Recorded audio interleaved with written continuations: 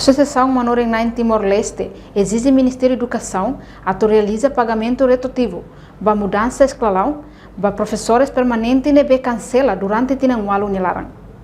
Porta-voz AMTL Arlindo Fátima da Costa Freitas, jornalista televisão Timor-Post, e a Jardim 5 de Maio, terça-feira, Lorong Tolnolo, Fulan Janeiro, Tinan Rua Ronolo Racing Hat.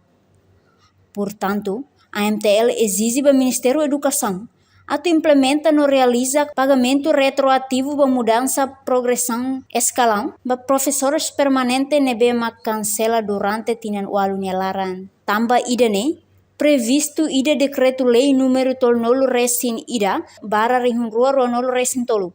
Ia lorun tolnolo resin ida fulan maio quando ba primeiro alteração decreto-lei número ronolo resin tolu bara sanol resin sia estatuto das cadeiras educadores.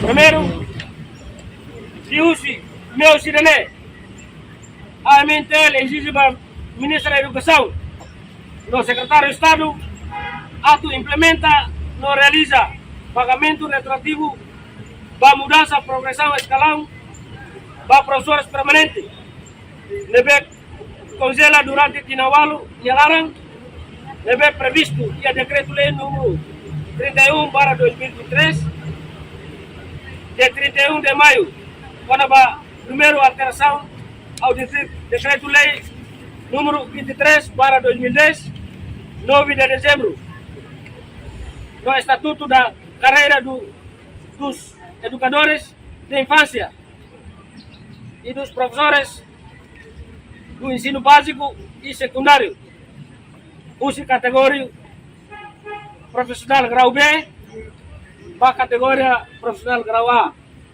E a tabela salarial anexo 1, usi decreto-lei refere. Tambah direto idane pacote o pagamento para transporte. Lebe Ministério da Educação realiza ona em bulan dezembro. Enquanto pagamento para progressão no escalão, Ministério da Educação se suspende sem justificação para professores que Manorenhain Siraotu mudar beneficiários. Reportagem Efanya de Carvalho, Sabina Sansa, televisão Timor-Post. Janela informação ba emogoto. Atau tem informação atual dia kliu, kita haluha. Haneham botão subscribe, like. Halo comentário no fahe tutang ba media sosial hotu.